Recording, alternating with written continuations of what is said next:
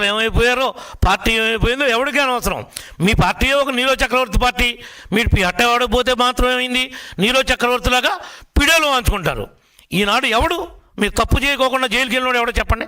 ప్రతివాడు దోపిడీ చేసే జైల్లో ఉన్నాడు. ఇవాళ కాకపోతే రేపైనా మీరందరూ వెళ్ళక తప్పదు. మీరు చేసినటువంటి పాపాలు, ఘోరాలు, నేరాలు ఇంత అంతా కాదు.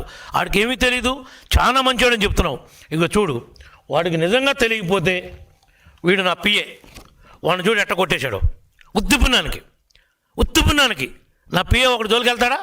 ఒక బీసీ సామాజిక వర్గానికి సంబంధించిన మనిషి నా పిఏని చూడు ఏ విధంగా కొట్టేశారు మీరు, ఏ విధంగా హాస్పిటల్ పాలైపోయాడు. ఇదిగో చూడు నీ నాయకులు ఎట్లా కొడుతున్నారో మా వాళ్ళని. మీ కళ్ళుంటే చూడు. ఏంటి శాంతి భద్రతలు లేవు అంటున్నావు? ఇప్పుడు లేవా, అప్పుడు లేవా? వీటికి సమాధానం ఏ ఒక్కదానికైనా నువ్వు చెప్పగలవా? ఇప్పుడు రిజైన్ చేసేస్తా, నువ్వు ఆన్సర్ చేస్తే ఇప్పుడే చేస్తా. చూసుకుందాం ప్రజాక్షేత్రంలో. స్థానిక సంస్థలు అన్నావు ఎందుకు? ఇప్పుడే చేస్తా. మీ దొమ్మేంటో నా దొమ్మేంటో ఎందుకు తెలుసుకుందాం. ఇదిగో చూడు మీ వాళ్ళు బద్దలు కొట్టినటువంటి ఆస్తులు, కార్లు, జీపులు ఏ విధంగా ఇప్పుడు కూడా పోలీస్ స్టేషన్లో ఉన్నాయి. వీటికి సమాధానం చెప్పు నువ్వు. వాడికి ఏమీ తెలియదు, వాడు ఏమీ చేయలేదు అంటున్నావు. ఒకటి కాదు, రెండు కాదు, ఇలాంటి ఇన్సిడెంట్లు ఇక చూడు ఎన్ని ఉన్నాయో మీరు చేసిన ద్రోహాలు. ఇవన్నీ అధికారాన్ని అడ్డం పెట్టుకుని చెలరేగిపోయి అన్యాక్రాంతంగా చేసినటువంటి పనులు కదా. అధికార మతంతో కళ్ళు నెత్తికెక్కి మీరు ప్రవర్తించినటువంటి తీరు ఇది కాదా? వీళ్ళు సమాధానం చెప్పండి. ఇదిగో చూడు రెచ్చిపోయిన మట్టి మాఫియా, ఇది నేనేమన్నా అన్నప్పుడు వేసుకొచ్చానా? ఇదిగో ప్రజాశక్తి, కమ్యూనిస్ట్ వాళ్ళు రాసింది, మేము రాసాము. ఇది చూడు ఏం రాశారో. మేము వెళ్ళి కలెక్టర్కి ఏం కంప్లైంట్ ఇచ్చామో చూడు. ఇదిగో హాస్పిటల్లో ఉండి ఈయన ఒక డాక్టర్ రోడ్డు మీద ఉంచున్నాడు. 11-12 గంటల టైంలో వీళ్ళేంటో ఇటు వెళ్తున్నారు ఏంట్రా అని రోడ్డు మీద ఆగి నుంచున్నాడు. ఏంట్రా ఆగి నుంచున్నావు అని చావచేత కొట్టారు. 14 లక్షలు అయింది. ఇతను అపోలో హాస్పిటల్లో ఏలూరులో మా వల్ల కాదు, ప్రాణాపాయం ఉంది, రిప్స్ ఇరిగిపోయి లంగ్ పొడుచుకుంటున్నాయంటే అపోలో పంపిస్తే 14 లక్షలు మెడికల్ బిల్ అయింది. ఇదంతా ఘోరం కాదా? అంటే మాకు జరిగినప్పుడు మీకు తెలీదా? అప్పుడు నిద్రపోతున్నారా మీరు? ఇవన్నీ సమాధానం చెప్పండి. ఏమీ తెలియదని మాట్లాడుతున్నారు మీరు, చాలా ఇన్నోసెంట్ అంటున్నారు మీరు.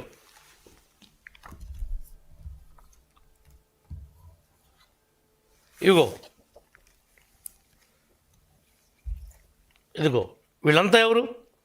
రౌడీ షీటర్లు. ఎవరు వీళ్ళు? ఇదిగో చూడు, ఒకరోజు ముందే వాళ్ళని తీసుకుని వచ్చి ఒకరోజు ముందే నీ తోటలో పెట్టుకుని ఇలాంటి రౌడీల్ని చూడండి. వాళ్ళంతా ఏ విధంగా ఉన్నారో. రాడ్లు పెట్టుకుని, కర్రలు పెట్టుకుని ఎవరిని కొడదామని వచ్చారా? ఎదురు మనం బొంకుతున్నారు మీరు. ఎవరిని కొడదామని వచ్చారు? వీళ్ళు ఎవరన్నా నా కాన్స్టిట్యున్సీ వాళ్ళా, నాకు సంబంధించిన వాళ్ళా, మా వాళ్ళా? నీ పార్టీ కార్యకర్తలు లేరా? నీ వైఎస్ఆర్ కుటుంబం అంతా ఉందన్నావుగా. తప్పు చేయకపోతే ఎందుకు రాట్లాడు అందరూ? ఎవడాస్తులు కొట్టేస్తారు మీరు? సమాధానం చెప్పు. నిజంగా కొట్టలేదా? వాళ్ళ పిల్లల్ని తీసుకొచ్చి దీపమార్పను మేము డబ్బులు తీసుకోలేదని మేమేమంటలా. నువ్వు అన్యాయంగా వాళ్ళ దగ్గర కాజేసిన డబ్బులు వాళ్ళకంటే ఇచ్చేయచ్చు కదా అని చెప్తున్నావు. ఇస్తానని చెప్పి పెద్ద మనుషుల దగ్గరికి ఎందుకు వెళ్ళారు మీరు? ఎందుకు పెద్ద మనుషుల దగ్గర ఒప్పుకున్నారు? మీరు ఒప్పుకోలేదా చెప్పండి పోనీ. ఇవన్నీ అడగటం పోయి ఎదురు వాడు దొంగతనం చేస్తే మావాడు గొప్పవాడని సపోర్ట్ చేస్తారని మీరు. నువ్వు దొంగ, ఆడో దొంగ. ఇంకొకడు మిర్చి ఆటలో టిక్కీ దొంగ, నువ్వు బియ్యం దొంగ, ఆడేమో చేపల దొంగ. ఏంటో దొంగలు కలిసి ఊడు పంచుకున్నట్టు ఒకరినొకరు పలకరించుకుంటా వచ్చారు. ఏంటి మీరు చెప్తుంది? మీరేం మెసేజ్ ఇస్తున్నారు? లా అండ్ ఆర్డర్ లేదంటున్నారు. లా అండ్ ఆర్డర్ లేకపోతే నువ్వు రాగలుగుతావు నిన్న? నువ్వు రా, పోలీసు వాళ్ళు లేకుండా చూస్తా. లా అండ్ ఆర్డర్ లేదంటున్నావుగా. నిన్ను పంపించింది గౌరవంగా మాట్లాడిచ్చింది, పరామర్శించింది పోలీసు వాళ్ళని బట్టే. పోలీసులు పక్కాగా పనిచేయబట్టే ఈరోజు నువ్వు తిరుగుతున్నావు రోడ్డు మీద. ఇది మీ ప్రభుత్వం కాదు. కళ్ళు లేకుండా కబోది లేక గుడ్డిగా పరిపాలించటానికి ప్రతిరోజు నరకం చూశారు. సామాన్య ప్రజలను కూడా బతకనిచ్చారు మీరు. ఎవరైనా కనీసం మీకు ఇంకా సిగ్గురాలా? మీకు ఎక్కడ కాల్చి వాతలు పెట్టకూడదో నీకు కానీ, జగన్కి కానీ, అబ్బాయికి కానీ, మీ అందరికీ అక్కడ వాతలు పెట్టారు ప్రజలు. మా నియోజకవర్గంలో ఆడికి పెడితే నీకు బందరంలో పెట్టారు. అమాయకమైనటువంటి మా బీసీ నాయకుడు కొల్లు రవీంద్రనే మర్డర్ కేసులో ఇరికిచ్చి నువ్వు సెంట్రల్ జైలుకి పంపించావు. పాపం ఊరినే పోద్దా? ఊరికే పోద్దా అని అడుగుతున్నా. నీ నోటుకొచ్చినట్టు నువ్వు కాపులు కదా అని పవన్ కళ్యాణ్ గారి మీద ఆ జగన్ చెప్ప నువ్వు మాట్లాడా, జగన్ చెప్ప స్క్రిప్ట్ నువ్వు మాట్లాడా. ఏంటి నీ భాగోతం? ఒకటి చెప్తే మాట్లాడే భాగోతం నీ బతుకు, ఒకరితో చెప్పించుకుని మాట్లాడే బతుకు నీది. మాది ఇండివిజువాలిటీ. మాకేముంటే అది మాట్లాడతాం, ఏముంటే అది చెప్తాం. నీ దగ్గర దమ్ముంటారా? నా ఇంటికి రమ్మన్నా వస్తా, నీ ఇంటికి రమ్మన్నా వస్తా, అబ్బిగాడి ఇంటికి రమ్మన్నా వస్తా, కొల్లేరు ప్రజలను తీసుకుని వస్తా, కొల్లేరు వాళ్ళని తీసుకుని వస్తా. నిజంగా నీ ఆత్మసాక్షిగా అబ్బాయి చౌదరి వాళ్ళకి బాకీ లేడు, ఇతను తప్పు చేయలేదు, నేను నమ్ముతున్నానంటే కనుక పైసా కూడా ఇవ్వద్దు. ఇప్పుడు వరకు అతను ఎంత నష్టపోయి ఉంటాడో ఆ డబ్బులు కూడా అతను కట్టిస్తాం, తప్పు జరగకపోయి ఉంటే. ఎందుకు వచ్చిన మాటలు మాట్లాడుతున్నారు? ఏది పడితే అది మాట్లాడుతున్నారేంటి? మా లెక్కలు తెలుస్తానంటారేంటి? మా దగ్గర ఏమి లెక్కలు ఉన్నాయని తెలుస్తారు మీరు. మీకంటే అధికారం వస్తుంది ఇంకా మీ జీవితానికి. ఇదంతా మా గొప్ప అనుకుంటున్నారా ఏంటి? మా గొప్పతో మేము గెలవాలా? మీరు చేసినటువంటి చండాల పనులకి రాష్ట్రంలో ఉన్నటువంటి అన్ని కులాల వారు, అన్ని మతాల వారు, అన్ని ప్రాంతాల వారు మొత్తం విసిగిపోయారు. అందుకనే నిన్ను గుడ్లోడ తీసి పక్కన కూర్చోబెట్టారు. జగన్ని, నిన్ను, వాడిని అందరినీ ఒక ఘాటికి కట్టారు. ఒకవేళ జగన్ పులివెందులో గెలిచాడు అనుకున్నామేమో, జగన్ను కూడా నైతికంగా గుడ్లోడ తీశారు. వైనాట్ 175 అని ఈ పక్క నుంచి ఆ పక్కే, ఆ పక్క నుంచి ఈ పక్కే ఉపన్యాసాలు చెప్పేవాళ్ళగా పరిగెట్టావు. సిద్ధం రండి చూసుకుందామని. ఆఖరికి ఏమైంది? మీ బతుకు కుక్కలు చింపిన ఇస్తరైంది. ఇవాళ కాదు, రాజకీయంగా మిమ్మల్ని గోళీ కడతారు ఆంధ్రప్రదేశ్లో. మిమ్మల్ని అనేది జీవితంలో ఎప్పటికీ నమ్మరు. లేదు మా తప్పు ఉంది, ఓకే మేము యాక్సెప్ట్ చేస్తాం.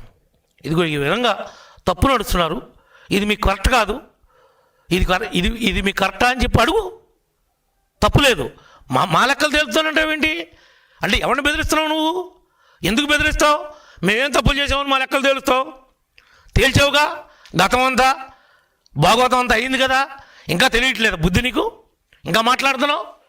ఏళ్ళల్లో ఏ ఒక్కడైనా సరైనడు ఉన్నాడా? రాడ్లు చూడండి, రాడ్లు పట్టుకుని నీ పొలంలో నువ్వు రాడ్లు పట్టు తిరిగే పనే ఉంది. నువ్వు నిజంగా అంత సౌమ్యుడి అయితే ఇదిగో చూడండి, ఇంకో ఫోటో చూపిస్తా.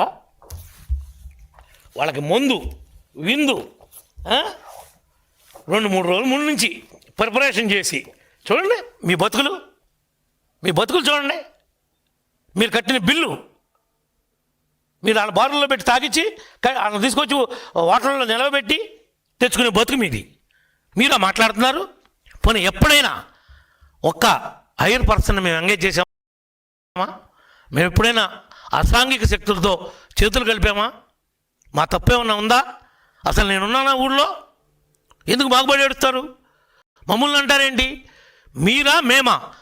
పచ్చనే జీడితోట దునిసేవు, చుట్టూతో ఫెన్సింగ్ పడేసావు, ట్రాన్స్ఫరాలు తీసుకెళ్ళిపోయావు. నేను మోటార్లు కొంటే నుయ్యని దాచుకున్నావు, అమ్ముకున్నావు. పేద ప్రజలకి ఆదరణ 2 కింద మేము వాషింగ్ మిషన్లు ఇచ్చాం, రజకులకి మేము పాలకాయలను ఇచ్చాం, మేము మామూలుగా నాయి బ్రాహ్మణులకి చైర్లు ఇచ్చాం, వాళ్ళకి మెటీరియల్ ఇచ్చాం. అవన్నీ 190 మందికి సంబంధించినటువంటి పరికరాలన్నీ లారీల మీద ఎత్తుకుని అమ్మేసుకోలేదా నువ్వు? హోల్సేల్గా అమ్మేసుకోలేదా? ఏంట్రా నీతి కౌరులు మాట్లాడుతున్నారు? చేతి వృత్తి చేసుకునే వాళ్ళకి మేము ఇస్తే మా గవర్నమెంట్ మారిపోతే నువ్వు వాళ్ళకి పంపిణీ చేయాల్సింది పోయి వాళ్ళ మార్జిన్ మనీ 10% కట్టారు. ఆ వర్క్ పరికరాలు వాళ్ళకి అందలా. నీ మీద ఎంక్వైరీ చేశారు. నువ్వే ఆ వస్తువులన్నీ అమ్ముకున్నావు, దోచేశావు అని నిర్ధారణ అయింది. మాకెందుకు పాలకాయలు అంటావేంటి? నీకెందుకో పాలకాయలు మాకు అవసరమా? పట్టుకెళ్ళావా లేదా? నువ్వు వాటిని అమ్మేసుకున్నావా లేదా? లేదు లబ్ధిదారులకు ఇచ్చావా? శబాష్, పొరపాటు అయిపోయిందని చెప్పి శాలు కప్పి మేమే తప్పుగా మాట్లాడాం నిన్నని అభినందిస్తా. అలాంటి జరుగుంటే. అంటే పెన్షన్లు తీసేశారంటావు, మేము తీసామా పెన్షన్లు? ఎవడైతే డాక్టర్ ఉన్నాడో రీవెరిఫికేషన్లో డాక్టర్ తీశాడు. డాక్టర్ తీసిన దానికి గవర్నమెంట్ ఏం చేస్తుంది? గవర్నమెంట్ ఏమన్నా డాక్టర్ చెప్పిందా పలానా వాడు పెన్షన్ తీయమని, పలానా పార్టీ వాడు తీయమని? ర్యాండమ్గా చెక్ చేశారు, మొత్తం అందరినీ చెక్ చేశారు. ఎవరికైతే అర్హత లేదో అవి తీశారు. లేదు, నిజంగా అర్హత ఉంది, ఎస్, మళ్ళీ వెరిఫై చేసి ఇవ్వండి అని చెప్పి అప్పీల్ చేసుకునేటువంటి అవకాశాన్ని ఇచ్చారు. ముసలి కన్నీళ్ళు కారుతున్నావేంటి? నీ ముసలి కన్నీళ్ళు నువ్వేదో ఉద్ధరించినట్టు. దాంట్లో మా కార్యకర్తలు కూడా పోయినాయి, మాకు పోయినాయి అని బాధగానే ఉంది. కానీ ఆర్థిక పరిస్థితి కూడా చూసుకోవాలి కదా. అన్నీ కరెక్ట్గా ఉండి వాడు పెన్షన్లు డ్రా చేస్తున్నాడు అంటే అది నేరమే కదా. దానికి మాట్లాడవే. ఓకే, నీ దగ్గర ఏమన్నా జెన్యూన్ కేసు వచ్చింది, బై మిస్టేక్ డాక్టర్ తప్పు చేశాడు, క్లెయిమ్ చేయి, కమాన్. మేము స్పందించకపోతే కదా. ఇది గుడ్డి ప్రభుత్వం కాదు కదా, ఇది కళ్ళున్న ప్రభుత్వం, కూటమి ప్రభుత్వం.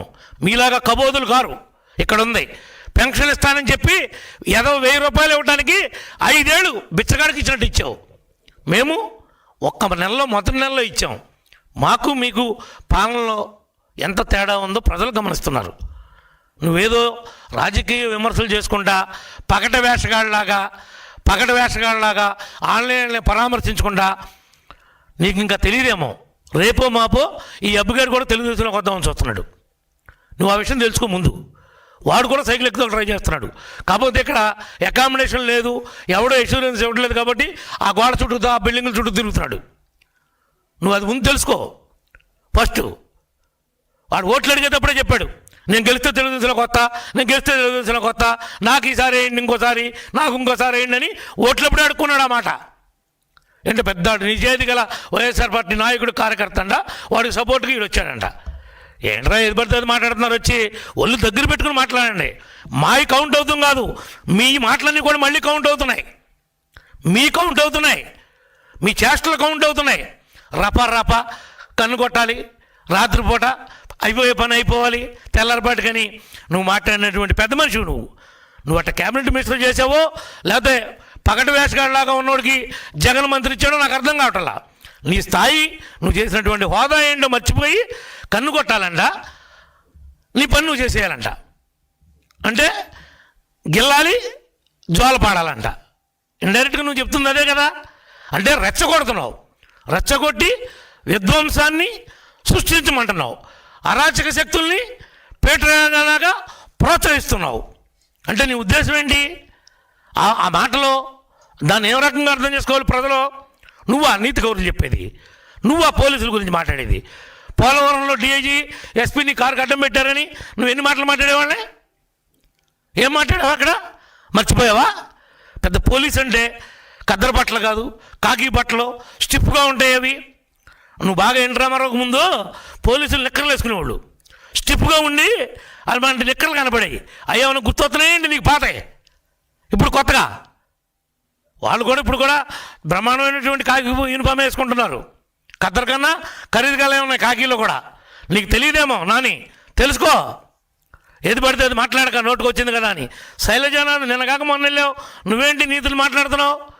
రా, నువ్వు మంత్రి చేసావు కదా, నీకు తెలుసు కదా, నువ్వు మనసున్నోడివే కదా, రా, నా తప్పు అని తెలుసు. అబ్బాయి తప్పు చేయలేదని చెప్పు. నువ్వు వచ్చి మమ్మల్ని అడగాల్సింది. నువ్వే గెస్ట్ హౌస్లో కూర్చుని మాజీ మంత్రి హోదాలో కౌరు చేస్తే నేను గౌరవార్థం పెద్దడు కదా అని వచ్చినోడిని, నీకు చెప్పేవాడిని జరిగింది. మా వివరణ కూడా అడిగితే మీ వాడు చేసిన ద్రోహం ఏంటో, వీడు ఎంత మోసకారో నీకు అర్థమయ్యేది. వాడు బాబు ఏం చేశాడో తెలుసా అసలు నీకు? వాడికి ఆస్తి ఎట్టు వచ్చిందో తెలుసా నీకు? ఎస్సీల ఆస్తి బ్యాంకుల్లో అప్పు తీసుకుని ఆ అప్పు కట్టికోకుండా దాన్ని ఆక్షన్ పెట్టించుకుని మీ పేరు కొట్టేపించుకుని నువ్వు కొట్టేసిన ఆస్తి కాదు అది. నీకు ఎక్కడి నుంచి వచ్చింది అది? వాళ్ళ ఆడపిల్లల ఆస్తుల్లోకి వెళ్ళేవాళ్ళు, వాళ్ళ ఆడపిల్లలది అది. వాళ్ళ దాంట్లో గంధం చెట్లు అంట, గంధం చెట్లు నరికారంట. వాళ్ళ బావగారిది అంటున్నావు, వాళ్ళ బావతో చెప్పించు నిజంగా మా పార్టీ వాళ్ళు కానీ మేము కానీ ఆ చెట్లు నరికామని. రాజకీయ ఆరోపణలు చేయగాని ఇలాంటి గడ్డి తినే ఆరోపణలు ఎందుకు? మేము నరికామని చెప్పించు. ఏంటోనంట బోర్లు ఫీజులు పీకారంట. ఏంటో నువ్వు మాట్లాడుతున్నా అసలు అక్కడికి వచ్చి? బోర్లు ఫీజులు ఏంటి? ఫీజులు మాకు లేవా? ఫీజులు బతికెంత ఉంటుంది? అవి పీక్కిళ్ళు ఏం చేసుకుంటారు? అసలు నువ్వు చెప్తుంది ఏంటి అక్కడ? ఆడేదో స్క్రిప్ట్ రాసి ఇచ్చాడు, నువ్వు చదివేసావు అంతే తప్ప నీకేమన్నా ప్రాక్టికాలిటీ ఉందా? నీకేమన్నా తెలుసా? అసలు చెట్లు గొడవేంటో నీకేం తెలుసని మాట్లాడావు? చెట్లు ఎవరు నరికారు? ఆ ఒక్కటి తెలుసు నువ్వు. ఈ రాష్ట్ర ప్రజల్ని తప్పుదారి పట్టించొద్దు, దయించి చెబుతున్నా. హుందాగా రాజకీయం చేయండి, హుందాగా ఎదుర్కోండి.